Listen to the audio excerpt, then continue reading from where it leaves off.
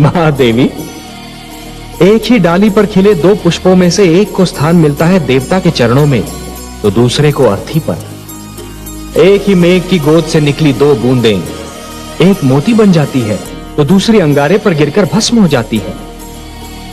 यह सब फल होता है इस सत्य का कि किसे कैसी संगत मिलती है। महादेवी, जो मृत्यु से डरते हैं वो जीवन जीने के लिए सिद्धांतहीन समझौते करने लगते हैं, और ऐसा सिद्धांतहीन जीवन मृत्यु से भी बुरा होता है। महादेवी, इतिहास साक्षी है कि जीतते तो वही हैं जो मृत्यु के भय पर विजय पा लेते हैं, और सिद्धांतहीन जीवन जीने वाले तो कायर होते हैं। महादेवी, आपने सत्य कहा कमल नयन। मृत्यु से क्या भयभीत होना, वो तो एक दिन आकर ही रहेगी। किंतु मृत्यु के भय से जीवन का सुख चैन खोना मूर्खता है। जिस प्रकार अग्नि सूखी लकड़ी को सरलता से जला देती है, उसी प्रकार क्रोध सुंदर भावनाओं को सहजता से भस्म कर देता है।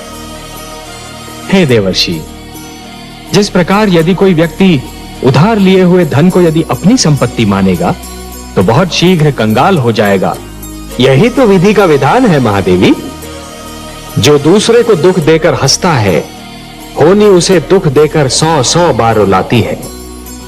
इसलिए दूसरों को दुख देने से पहले इतना अवश्य सोच लेना चाहिए कि यदि इसी दुख का वज्र अपने सिर पर गिरे तो क्या होगा। महादेवी, जिस प्रकार बिच्छू को यह ज्ञान नहीं होता कि उसका डंक केवल किसी और को नहीं स्वयं उसे भी चुभ सकता है, उसी प्रकार एक दुष्कर्मी को भी यह ज्ञान नहीं होता कि उसका दुष्कर्म स्वयं उसे भी हानि पहुंचा सकता है। सत्य कहा आपने महादेवी, सत्य कहा। और इसीलिए माता पिता को सबसे अधिक ध्यान बाल्यावस्था में संतान के चरित्र निर्माण पर ही देना चाहिए। इस प्रकार जब जल माटी को गीला कर देता है तो माटी में से सुंदर अंकुर फूटते हैं, उसी प्रकार जब भक्ति मन को उदार बना देती है तो मन में सुंदर विचारों का जन्म होता है। महादेवी, जिसके मन में खोट नहीं होती वो स्वयं को भी सच्चा समझता है और दूसरों को भी, और जिसे अपनी भूल का विस्मरण होता है उसे उसका दंड अवश्य मिलता है। इतिहास रचा ही इसलिए जाता है महादेवी कि आने वाली पीढ़ियां ये देख सकें कि उनके पहले की पीढ़ियों ने क्या भूल की और वो उस भूल को ना दोहराएं। यदि दोहराती हैं तो दंड पाती हैं, दुख झेलती हैं। जानता हूं महादेवी, क्षति पहुंचाने वाले को दंड देना तो बहुत सरल है, पर उसे क्षमा करना बहुत कठिन।